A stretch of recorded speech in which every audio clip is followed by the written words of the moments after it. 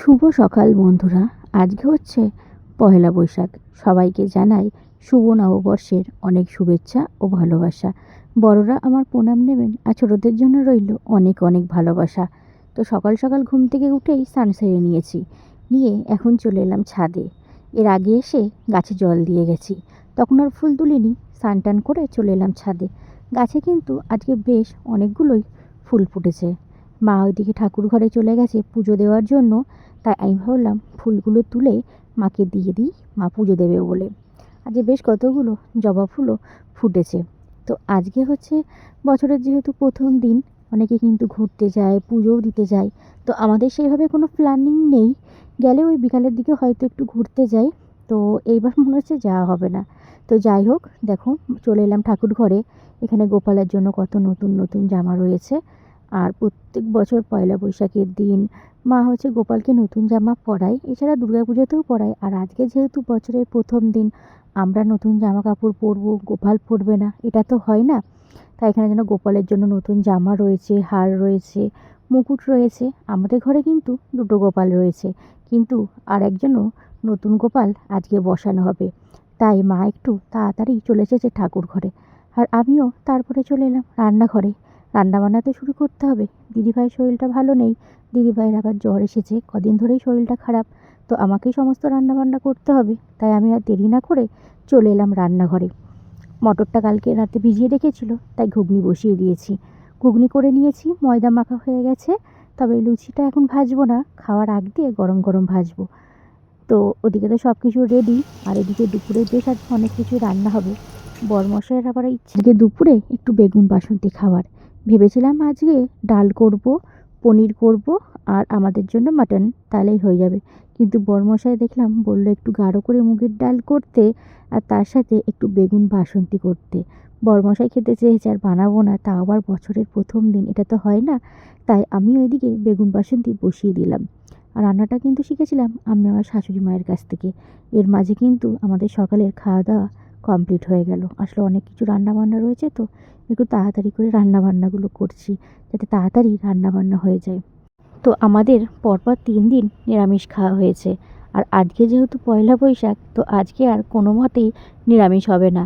তাই তোমাদের দাদাভাই সকাল সকাল বাজারে গিয়ে বাজার থেকে আজকে মাটন এনেছে। আর মাটন আনলে না, আমি ভালো করে মাটনটাকে ধুয়ে তার মধ্যে পরিমাণ মতো লবণ, হলুদ, তারপরে সর্ষের তেল, পেঁয়াজ কুচি, আদা বাটা, রসুন বাটা, মানে রেগুলার যে মশলাগুলো দেয় সমস্ত মশলাগুলো দিয়ে আর একটু টক দই দিয়ে বেশ খানিকক্ষণ ম্যারিনেট করে রেখেছিলাম, যাতে সমস্ত মশলাগুলো মাংসের মধ্যে ঢোকে। আর মাংসটা দেখবে কিন্তু বেশ নরমও হয়। তো ওদিকে তো আমার রান্নাবান্না প্রায় শেষের দিকেই। আর এইদিকে দেখো, মা আজ বললাম আমাদের বাড়িতে আজকে নতুন একটা গোপাল বসানো হবে। গোপালটা দিদিভাইয়ের বাবা মেসোমশাই গেছিলো হচ্ছে বৃন্দাবন, সেখান থেকেই গোপালটা এনে দিয়েছে। তো সেই গোপালটাই আজকে আবার মা পয়লা বৈশাখের দিন বসালো। তো মা এদিকে ভোগ রান্না বলতে ওই লুচি করেছে, পায়েস করেছে আর মালপোয়া। আজকে যেহেতু পয়লা বৈশাখ, তো বাড়িতে দেখো আজকে মাটন রান্না হচ্ছে। মাটনটা প্রায় হয়ে এসছে, একটু গরম মশলা দেবো, দিয়ে নামিয়ে দেবো। আর দেখো যেহেতু আজকে হচ্ছে খাবার একটু সাজিয়ে দেবো, তাই গেছিলাম একটু তোমার দাদাভাইয়ের একটু বাজারে, গিয়ে এখানে মাটির গ্লাস আর বাটি কিনে নিচ্ছি। আর বাটিগুলো দেখো কি সুন্দর ডিজাইন করা। মায়ের ইচ্ছা ছিল খিচুড়ি, 5 রকম ভাজা, তরকারি এইগুলো করবে। কিন্তু ওই যে বললাম দিদিভাই শরীর খারাপ, আর এদিকে আমি রান্নাবান্নায় ব্যস্ত, আর মা একা হাতে সবটা করতে পারবে না। ওই জন্য মা গোপালকে লুচি, পায়েস, মালপোয়া আর ফল মিষ্টি এগুলো দিয়েই পুজো দিয়েছে। আমার এই থালাটা দেখে হয়তো অনেকেই চিনতে পারবে। হ্যাঁ, ঠিক ধরেছ। যখন পিঠে বানানো হয়েছিল তখন আমি এই থালাটা কিনে এনেছিলাম, তারপর নিচের হাতে রং করেছিলাম। থালা রয়েছে বলে থালা আর কিনলাম না, কিছু ডিজাইন করা বাটি আর গ্লাস কিনে এনেছি। তো এইটাই হচ্ছে দুপুরবেলায় খাবারগুলো সাজিয়ে দেবো বলে কিনে এনেছি। খুব ইচ্ছা ছিল জানো তো। আর ছাদের থেকে একটা পদ্ম পাতাও পেরে এনেছিলাম। দুপুরের মেনুতে কিন্তু ছিল আজকে অনেক কিছু রয়েছে। ভাত, পটল ভাজা, বেগুন বাসন্তী, মুগের ডাল, পনিরের তরকারি, মাটনের লাল লাল পাতলা ঝোল, আমের চাটনি, মিষ্টি, পায়েস, দই আর পাঁপড় ভাজা। তো সমস্ত কিছু রান্নাবান্নাগুলো কিন্তু আমি নিজের হাতে করেছিলাম, আর আমি নিজের হাতে রান্না করে সবাইকে খাওয়াতে ভীষণ ভালোবাসি। আর আজকের রান্নাগুলো কিন্তু দারুণ হয়েছিল।